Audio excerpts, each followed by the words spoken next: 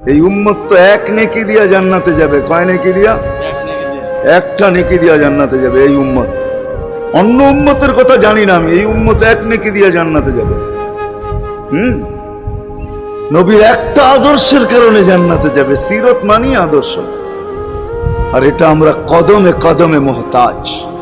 কেননা এই ছোট জীবনটা যদি গ্রহণযোগ্যতা পর্যন্ত পৌঁছাইতে হয় আল্লাহর কাছে, চাই নারী হই, চাই যুবক হই, চাই বৃদ্ধ হই, যেই মানুষই হই না কেন, যেখানেরই হই না কেন, যেই বাসারই হই না কেন, যেই বর্ণেরই হই না কেন, যেই পেশারই হই না কেন, যেই সোসাইটিরই হই না কেন, এই জীবনটাকে যে গ্রহণযোগ্যতা পর্যন্ত পৌঁছাইতে হয় কার কাছে? দুনিয়া আলাদের কাছে না, মালিকের কাছে, যিনি এক ফোঁটা পানির থেকে অস্তিত্ব দিছেন, যার কাছে আবার আমাদেরকে ফিরা যেতে হবে। পালানোর কোনো সুযোগ নাই। এই জন্যই কোরআন আমাদেরকে বোঝায় আইনাল মাফার। আল্লাহ বলতেছে কোথায় ভাগবে তুমি, বলো কোথায় ভাগবে? কবির কথাই সত্য, যদিও নাকি পালাও তুমি আকাশেতে লাগিয়ে সিঁড়ি লাগাও, যদি আকাশে চলে যাও তো আল্লাহ বলে তোমার বাগার কোনো সুযোগ নাই। কেননা ইল্লা বি সুলতান, ওইখানেও আমার রাজত্ব, এইখানেও আমার রাজত্ব, ডাইনো আমার রাজত্ব, বামে আগে পিছে উপরে নিচে সর্বত্র আমার রাজত্ব। আমার রাজত্বের বাহিরে যাওয়ার ক্ষমতা তোমাদের নাই।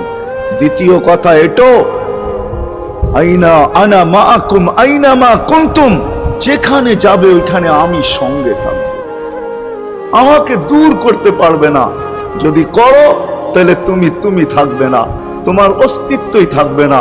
কেন আমাদের ভিতরে আল্লাহ নাই বটে, কিন্তু আল্লাহর একটা পাওয়ার আছে যেটাকে রূহ বলে। কুলির রূহ মিন আমরি রব্বি। আল্লাহর একটা পাওয়ার, একটা সিফত, সবচেয়ে শক্তিশালী পাওয়ার যেটা, ওটা আমাদের ভিতরে আল্লাহ ঢুকায় রাখছেন, যেটাকে আমরা রূহ বলি। কোরআনের ভাষায় রূহ বলে, বাংলা ভাষায় আত্মা বলে। যেটাকে আমরা আত্মা বলি ওটা আল্লাহর হুকুম ছাড়া কিছু না। আল্লাহ বলে ওটা মনে করে নাও আমি তোমার ভিতরে আছি, কেন এটা আমারই জিনিস। কুলির রূহ মিন আমরি রব্বি। আমাকে পৃথক করলে আর তুমি থাকবে না। তখন তোমার চক্ষু থাকবে আইন লা তানজুর, তোমার চক্ষু থাকবে দেখবে না। উদুন লা তাসমা, কান থাকবে শুনবে না। লিসান লা তানতিক, জবান থাকবে কিন্তু জিহ্বা থাকবে কিন্তু বলবে না। আকলুন লা তুমাইয়িজ, তোমার মগজ থাকবে ভালো মন্দ বুঝবে না। কলব লা তাতাফাক্কার, দিল থাকবে কিন্তু চিন্তা করার ক্ষমতা তোমার থাকবে না। ইয়াত লা তাফতিশ, হাত থাকবে ধরবে না। রিজল লা তামশি, পাও থাকবে চলবে না। তুমি হবে লাশ।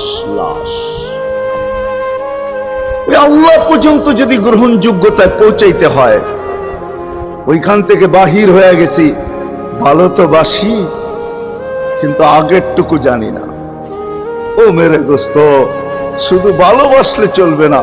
আবু তালেবের চেয়ে বড় ভালোবাসা আপনার আমার ছিল না। সাহাবাদের মতো ভালোবাসা আপনার আর আমার নাই। আছে নাকি? হ্যাঁ, আবু তালেবের মতো ভালোবাসা ছিল। চলেন শর্ট করি। আবু তালেবকে নিজের হাতে আল্লাহ রসুল কবরে রাখছেন। যখন রাখতেছিলেন তখন চিৎকার দিতেছিলেন, আম্মি মা তারাক্তালি সাবিলা, চাচা কোন রাস্তা রাখলেন না আমার জন্য। বলছিলাম কলেমা পড়েন, পড়লেন না। বলছিলাম ঠোঁটটা হেলাইলেন না। বলছিলাম চুপ থাকেন, তাও থাকলেন না। সর্বশেষ একটা চিৎকার দিলেন, আলা মিল্লাতি আব্দুল মুত্তালিব, আব্দুল মুত্তালিবের ধর্মের উপরে চলে যেতেছি। এই কথা বলে দুনিয়ার থেকে বিদায় নিলেন। চুপও যদি থাকতেন তো আমার জন্য কোনো সুযোগ হইতো। চাচা, ও চাচা, আমার জন্য কোনো রাস্তা রাখলেন না। ভালোবাসা কাজে দিবে না। এই জন্য চলেন, জীবনটাকে গ্রহণযোগ্যতা পর্যন্ত পৌঁছাইতে হইলে কদমে কদমে মুহাম্মদুর রাসূলুল্লাহর আদর্শ লাগবে। যেটাকে আরবি ভাষায় সিরাত বলে, যেটাকে কেরিয়ার বলে। আল্লাহর রসুলের কেরিয়ার লাগবে, আল্লাহর রসুলের আদর্শ লাগবে, আল্লাহর রসুলের সিরত লাগবে, আল্লাহর রসুলের চরিত্র লাগবে। এই জন্যই আল্লাহ কোরআনে বলছেন, লাকাদ কানা লাকুম ফি রাসূলিল্লাহি উসওয়াতুন হাসানাহ। তোমরা লিমান কানা ইয়ারজুল্লাহ, তোমরা যদি আমাকে পাইতে চাও তাহলে আমার আদর্শ সহজ করছেন, কঠিন করেন নাই। আল্লাহ কঠিন করতে পারতেন, আল্লাহ সহজ করছেন। কেননা আসলে উদ্দেশ্য ছিল আল্লাহকেই মানা, আল্লাহকে মানা উদ্দেশ্য ছিল। কিন্তু আল্লাহকে চোখে দেখা যায় না, মানবে তো মানবে কি করে? আল্লাহর কথা শোনা যায় না, তো আল্লাহকে মানবে তো মানবে কি করে? আল্লাহকে তো দেখা যায় না, আল্লাহকে তো আল্লাহর কথা শোনা যায় না, আল্লাহকে ধ্যান ধারণায় আনা যায় না, কোনো ধ্যান ধারণার ভিতরে আনা যায় না যে আল্লাহর আকৃতি এরকম। আল্লাহকে ধ্যান ধারণায় আনা যায় না, বর্ণনা দিয়া শেষ করা যায় না। আল্লাহর বর্ণনা দিয়া কেউ শেষ করতে পারবে না।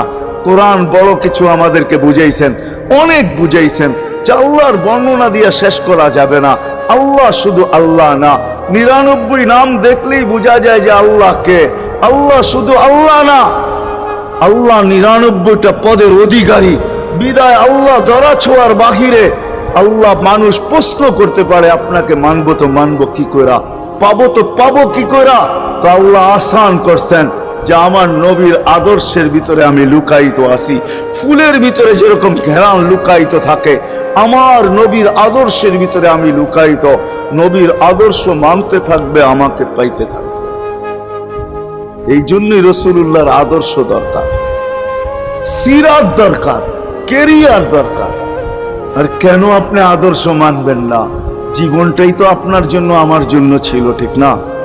চোখের পানি ছিল তো আপনার জন্য, চিৎকার ছিল তো আপনার জন্য, রাত ছিল তো আপনার আমার জন্য, দিন ছিল তো আপনার আমার জন্য। দুনিয়ার কোনো মুহূর্ত নাই যেখানে যে আপনাকে আমাকে ভুলে গেছেন, এমন কোনো মুহূর্ত নাই। আরশে যাইও আপনাকে আমাকে ভুলেন নাই। যখন আরশে গেছে আমার বিবেক বলে ওইখানে হারায়া যাওয়া দরকার ছিল। মুসা আলাইহিস সালামকে আল্লাহ আরশ থেকে নিজেকে দেখানোর জন্য তাজাল্লি দিছেন। শুধু তাজাল্লি, আকৃতি না, তাজাল্লি দিছেন। 40 দিন বেহুশ ছিলেন, 40 দিন, 40 দিন। অথচ বন্ধু দুইজনে পাশাপাশি বসা, কাবা কাউসাইনি আও আদনা ফাতানা ফাতাদাল্লা ফাআওহা ইলা আবদিহি মা আওহা, পাশাপাশি বসা আছেন। ধীর তীর ধনুক থাকলে আপনাদেরকে আমি দেখাইতে পারতাম কতটুকু কাছে হয়েছিলেন। এরকম কাছে হারায় যাওয়া দরকার ছিল। আল্লাহ যখন জিজ্ঞাসা করছেন কি চাইতে আসছেন, আসআলুকা উম্মতি, এইখানে উম্মত চাবো না তো আর চাবো কি? এই সুযোগ পাবো আর পাবো কখন? এই টেবিলে উম্মত না উঠলে উঠবে কোথায়? এরকম কাছে হব তো হব কখন? এত কাছে পাবো তো পাবো কখন?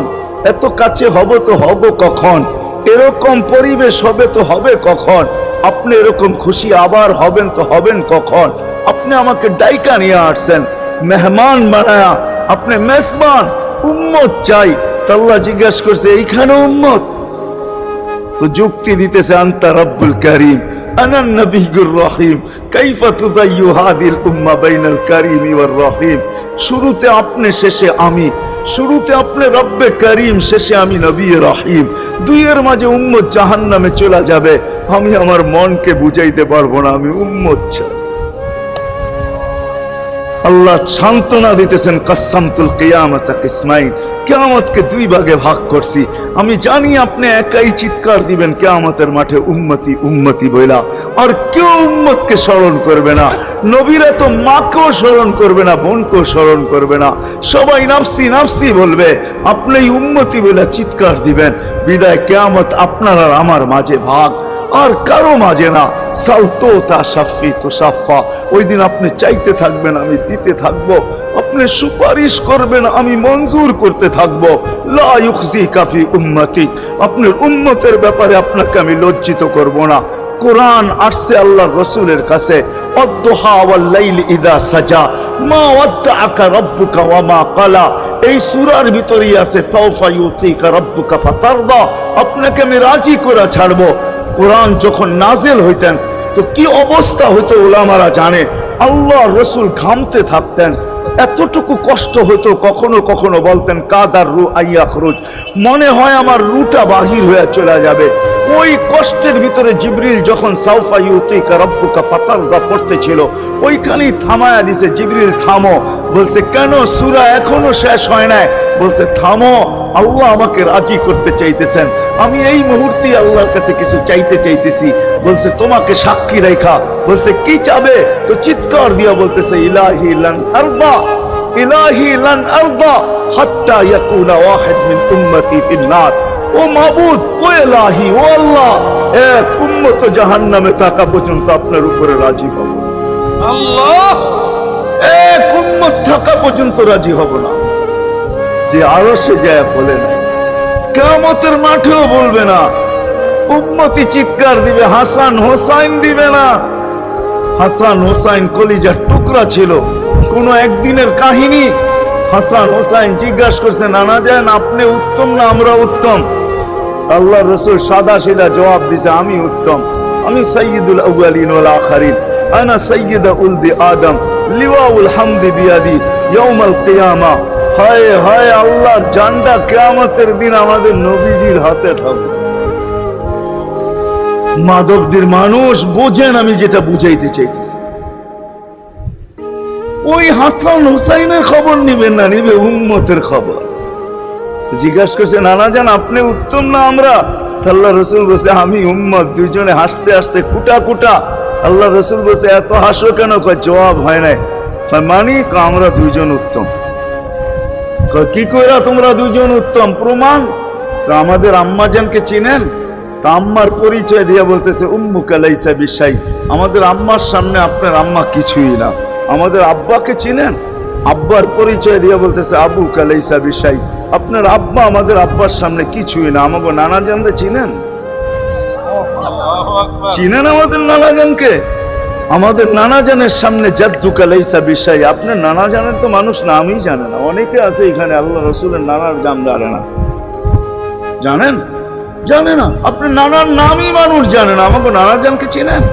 তো দুইজনকে উঠায়া কোলে নিয়ে চুমা খাইতেছেন আর বলতেছেন, তোমরাই উত্তম। মহিলা নিলাম। হায় হায়, ও মাধবদের মানুষ যে কিয়ামতের মাঠে বলবেন,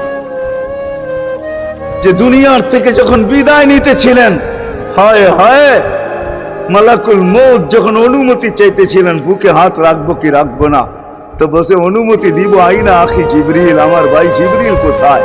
তো বলছে, দেখা আসছি ফি সামাইল উলা, প্রথম আকাশে। একটু পরে উনি সালাম দিয়ে ঢুকছেন, ওনার চোখে পানি ছিল। তো বলছে, আপনি কাঁদেন কেন? বলে, আজকে এলপিআরে চলে যাব, আর কোনোদিন ওহির বাহক হয়ে জমিনে আসবো না। আপনার পরে কোনো নবী নাই, কোনো রসুল নাই, আমারও ওহির কাজ শেষ। ওহির সুবাদে কখনো কখনো নৈকট্যময় জায়গায় চলে যেতাম, আজ থেকে আর যাওয়া হবে না। আমার চোখে পানি। দীর্ঘ ১.৫ লক্ষ নবী, ৩১৩ জন রসুলের কাছে আমি নিয়ে আসছি। আজকে শেষ দিন, এই জন্য চোখে পানি। তো উনি উল্টা প্রশ্ন করছেন, আপনার চোখে পানি কেন? জিবরিল মালাকুল মউত দাঁড়ায় আছে, অনুমতি চাইতেছে বুকে হাত দেওয়ার জন্য। এখনো এক প্রশ্ন বাকি। বলছে, সেটা কি? বলে, ফামান লিবাদিল উম্মত।